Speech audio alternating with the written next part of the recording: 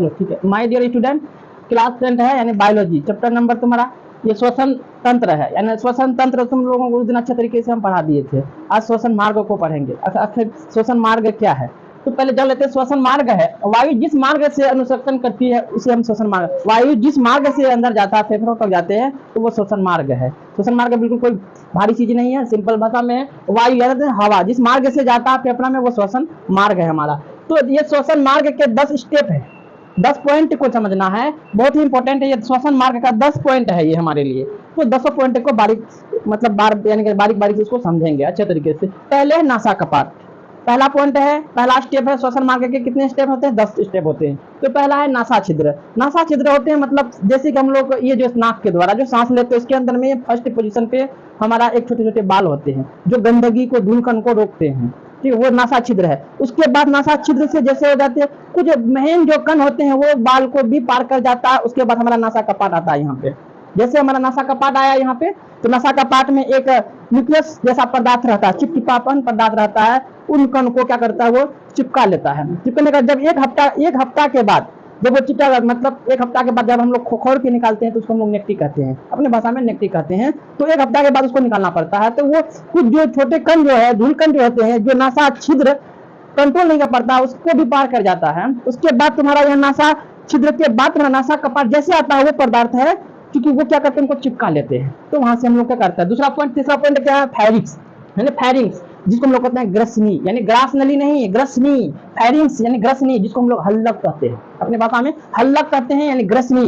अब देखो ये ग्रसनी एक ऐसा है इससे हम लोग भोजन भी लेते हैं सांस भी लेते हैं। जैसे हल्लक है ना, भोजन भी खा लेते हैं उससे भी हम सांस भी ले लेते हैं, तो ग्रसनी है, उसको हम लोग कहते हैं यानी फैरिंक्स। दूसरा है लैरिंक्स जो गले में होता है, जो लैरिंक्स होती है वो गले में होता है तो उसको हम लोग कहते हैं स्वतंत्र। उसको क्या कहेंगे? देखो स्टेप बाय नासा छिद्र, नासा कपाट, लैरिंक्स यानी हल्लक, उसके बाद फैरिंक्स जो गले में होता है। ये 4 स्टेप है। तीसरा क्या है? उसके बाद ट्रेकिया जिसको हम लोग कहते हैं श्वास नली, ट्रेकिया। अब देखो तुम फिगर से समझो इसको, जो ये तो तुम्हारा ये है सांस नली है, तो ये जो सिंगल आया ट्रेकिया कहलाएंगे। ये सिंगल जैसे आया उसको क्या कहलाएंगे हम लोग? ट्रेकिया कहलाएंगे। अब जैसे यहाँ तक आया ट्रेकिया के अंदर में एक छोटे छोटे से ये वाला दिख रहा है तुमको, छोटे छोटे ये रहेगा तो इसको लोग कार्टेक्स कहते हैं, जो कि एक ये हड्डी के समान है लेकिन एक मुलायम हड्डी है, कमजोर हड्डी है। अगर ये हड्डी नहीं रहता, कार्टेक्स नहीं रहता तो ये जो पाइप क्या होता हमारा चिपक सकता था। जब चिपक जाएगा तो हमको सांस खींचने जाएगा तो मर जाएंगे। तो इसलिए ये क्या करता है उस पाइप को चिपकने नहीं, कार्टेक्स जो है पाइप को चिपकने नहीं देता, उसको क्या करता है वो बिल्कुल फैला के रखता है। तो यही ट्रेकिया के अंदर में ही जाता। अब चलो उसके बाद फिर वो कुछ दूर जाने के बाद ट्रेकिया वो 2 भागों में विभाजित हो जाता, 2 भागों में बढ़ जाता।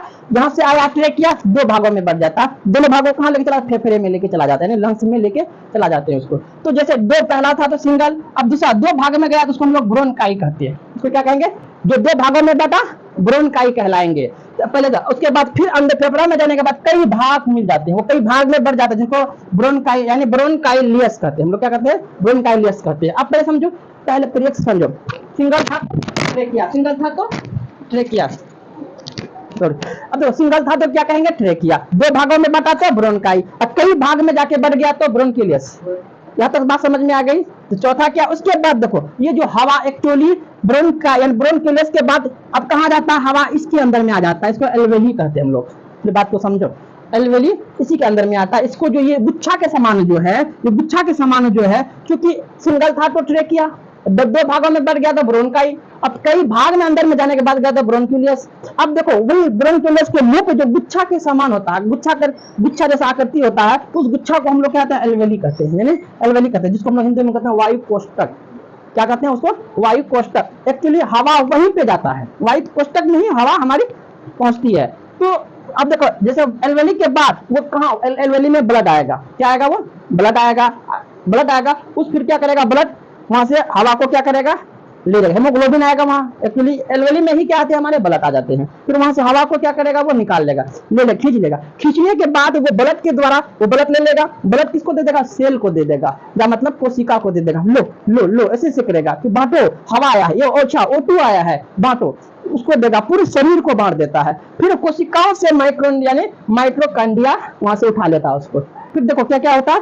देखो सेल पहले क्या है, फिर समझो, यानी पहले समझो क्या है? नासा, सांस का मार्ग, श्वसन का मार्ग जो है, पहले नासा कपाट, ये नासा छिद्र, उसके बाद नासा कपाट, ग्रसनी मतलब हल्लक, जिसमें यहाँ कहते हैं, क्या कहते हैं हम लोग, फायरिंग्स यानी हल्ला, यानी लैरिंग्स, क्या कहेंगे उसको, तो लैरिंग्स स्वतंत्र, उसके बाद सिंगल था तो ट्रेकिया, दो भागों में बांटा तो ब्रोनकाई, कई भाग में जाके बढ़ गया तो ब्रोनकिलियस, अब उसके बाद ब्रोनकिलियस के बाद कहाँ जाएगा, हवा, ये एल्वेली में जाएगा, फिर एल्वेली में क्या आएंगे, ब्लड आ जाएंगे। जैसे ब्लड आएगा तो फिर वो ब्लड लगा किसको दे देगा, सेल को दे देगा, यानी कोशिकाओं को दे देता है। जैसे कोशिकाओं में चला जाता है ब्लड, उसके बाद फिर वहां माइटोकॉन्ड्रिया आता है, उसको उठा लेता है, फिर वो शरीर में पूरा ही करता है। तो ये तुमको ये अच्छे तरीके से समझ में आ गया होगा कि ये श्वसन मार्ग क्या है। अब देखो एक चीज और तुम लोग मानते हैं, एक हम लोग जो सांस लेते हैं यानी 70% डायफ्राम ही मदद करता है, ये मांस का बना रहता है। डायफ्राम किसका बना हुआ, मांस का बना हुआ। तो ये जो क्या करता है जानते हो, जब हम लोग सांस लेते हैं, ये जो हमारा क्या है, डायफ्राम नीचे हो जाता है।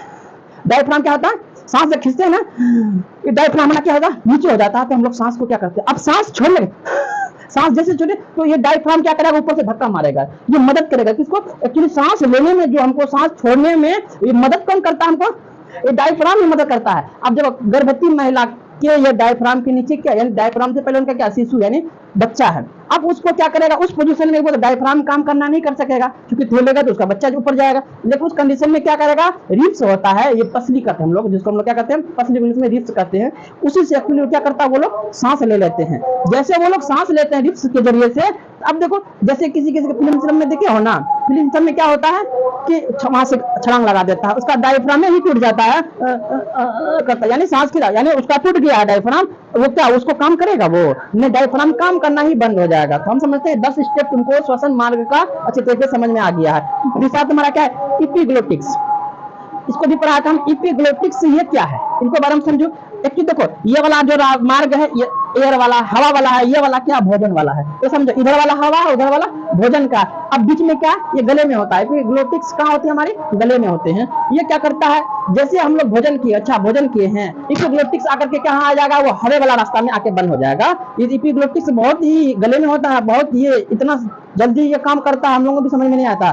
जैसे अच्छा भोजन आ रहा है, अच्छा वो आकर के क्या करेगा, हवा, एयर वाला जो है, हवा वाला जो नली, उसको क्या करेगा, बंद कर देगा। अच्छा खाना फिर इधर से वो चला जाएगा पेट में। और अच्छा सांस आ रहा है, तो फिर एपिग्लोटिक्स से कहाँ जाएगा, वो भोजन वाला में रास्ता में, ये वाला रास्ता में आ जाएगा। ओ इधर खाना आ रहा है, ये भोजन, ये हवा आ रहा है, तो वो क्या करेगा, भोजन वाला रास्ता को बंद कर देगा, उसके बाद वो हवा इधर चला जाएगा फेफड़े में, तो ये करेगा। अब उसी घड़ी हम लोग, अगर हमारा यानी ब्रेन व्यस्त रहता है, तो कहीं या किसी की याद में खो जाता है, तो उसको क्या होता है, उसको क्या होता है, अचानक याद पड़ता है। अच्छा अब देखो वो सोया हुआ है, एपिग्लोटिक्स काम कर रहा है, ब्रेन हमारा व्यस्त है, किसी की याद में खोया हुआ है, तो उस घड़ी में क्या करेगा, ये जो एपिग्लोटिक्स क्या करेगा, भोजन वाला कहीं रास्ता में बंद करके देगा, इधर से आएगा भोजन, वो एकदम बिल्कुल व्यस्त है, भोजन चला जाएगा ईयर वाला में। जैसे ईयर वाला में गया तो उसको क्या हो जाएगा, हिचकी आ जाएगा, अचानक हिचकी आ जाएगा। अच्छा ये सारा काम कौन करेगा, हम नहीं करते रहे। एपिग्लोटिक्स इधर आ जाओ, खाना जा रहा और हवा जा रहा है, इधर आ जाओ, हम नहीं कर सकते, मेरा असल ये क्या कौन काम करेगा, मेरा ब्रेन करेगा। ये सब सारा काम कौन करता है, ब्रेन ही करता है। तो नहीं समझते हो अपने भाषा में, तो इतना है। अब देखो यही के अंदर में, इससे थोड़ा सा पहले इसके अंदर में हम जाते हैं, एक बार में कितना सांस लेते हैं, 500 ml, मनुष्य एक बार में 500 ml का सांस लेता है। जैसे ऑक्सीजन सिलेंडर अगर हम लोग लेके जाते हैं कंधे पे, पीठ पे, अगर पर्वत पे चढ़ेंगे तो ऑक्सीजन के साथ साथ नाइट्रोजन भी मिलाना पड़ता है, तब पर्वत पे चढ़ सकते हैं। समुद्र में जाएंगे तो ऑक्सीजन के साथ नाइट्रोजन की भी जरूरत है। दूसरा क्या है, गहरा समुद्र में जाओगे, जैसे 300 फीट जमीन के अंदर में चला जाओगे, यानी ऑक्सीजन तो रहेगा ही, अगर तुम वहां नाइट्रोजन नहीं चलेगा, वहां हीलियम चलेगा, इसके साथ हीलियम को मिलाना पड़ता है, ये तो तुम समझो। अब देखो इसके अंदर में आ जाओगे तो एल्वेली में आता कौन है, ब्लड आता है। एल्वेली में कौन आता है, ब्लड आता है। ये हेमोग्लोबिन होता है, रेड कलर यानी रेड ब्लड हेमोग्लोबिन है। वहाँ देखो हेमोग्लोबिन आता है, वहाँ हेमोग्लोबिन क्या करता है, पूरे शरीर में लेके चला जाता है हवा को। तो ये हेमोग्लोबिन जो बहुत खचरा होता है, उसको जानते हो क्यों खचरा होता है, वो एक होता है CO, क्या होता है, यहाँ देखो CO होता है ना, ये कार्बन मोनोऑक्साइड है। ये क्या है, कार्बन मोनोऑक्साइड है। अब देखो हेमोग्लोबिन को अगर देखो O2 से ज्यादा प्यार किससे है, CO से, यानी कार्बन मोनोऑक्साइड से ज्यादा प्यार करता है। नहीं सुने हो, कोई अगर गर्लफ्रेंड अपने सहेली को दिखा देता है, तो नहीं देखते हो कि किसी को दिखा देता है कि अपने गर्लफ्रेंड को, तो क्या करता है, उसको छोड़कर सहेली पसंद हो जाता है। तो अब देखो अब तुम्हारा यहाँ ऑक्सीजन आया, जैसे ऑक्सीजन आया तो ऑक्सीजन आने के बाद तो ये जो खचरा है हेमोग्लोबिन क्या करेगा, उनको प्यार किससे ज्यादा, कार्बन मोनोऑक्साइड से, ऑक्सीजन तो है नहीं। अब वो क्या करेगा, ऑक्सीजन यानी मोनोकार्बन ही उठा के लेके चला जाएगा, क्योंकि उससे वो ऑक्सीजन के पीछे नहीं जाएगा, वो यानी जो है हेमोग्लोबिन जो आएगा O2 नहीं लेगा, पहले कौन मिलेगा उसको, मोनो कार्बन मोनोऑक्साइड, उसी को उठा के ले चलाएगा, उसी को पूरा शरीर में ऑक्सीजन के बदले में क्या दे देगा वो, मोनोकार्बोऑक्साइड। अब देखो मोनो कार्बन मोनोऑक्साइड जो जैसे पूरा शरीर में जाएगा तो हमारा शरीर क्या हो जाएगा। अब कार्बन मोनोऑक्साइड कहाँ से होता है, तो धुआं से होता है। धुआं के पास इसलिए हम लोगों को नहीं जाना चाहिए। अब धुआं के पास खड़े हैं और खड़े धुआं तो चल रहा, हम लोग क्या है उसके पीछे खड़े हैं। जैसे हम लोग खड़े हैं तो वहां कौन आया, हेमोग्लोबिन आता है। हम लोग सांस तो ले लेते हैं, ये 10 स्टेप के जरिए से वो चला जाता है एल्वेली में, एल्वेली में आता है हेमोग्लोबिन, और वो साला क्या करता है, कार्बन मोनोऑक्साइड को उठा के लेके चला जाता है। हम चक्कर आएगा, उसमें मर भी सकता है आदमी। तो हम लोगों को देखो इसीलिए धुआं के पास नहीं रहना चाहिए, क्योंकि वो धुआं क्या हमारे लिए हानिकारक है, और उससे जो हमारे ब्लड में, हमारे खून के अंदर में हेमोग्लोबिन जो है वो बहुत उसको पसंद करता है। तो इसलिए हम लोगों को हेमोग्लोबिन यानी O2 लेना है, यानी ऑक्सीजन, शुद्ध ऑक्सीजन लेके जाना है। तो ये 10 स्टेप तुमको समझ में आ गया होगा। तो अच्छे तरीके से अगर नहीं समझे तो इसके आगे में पढ़ाएंगे। इसके बाद ब्लड पढ़ाएंगे, सेल तो पढ़ाई दी हम, और उसके बाद ये ब्लड कहाँ कहाँ जाता है, क्या क्या होता है, उसके बारे में हम पढ़ा देंगे। तो अच्छा लगा तो शेयर कीजिएगा, लाइक कीजिएगा, शेयर भी कीजिएगा।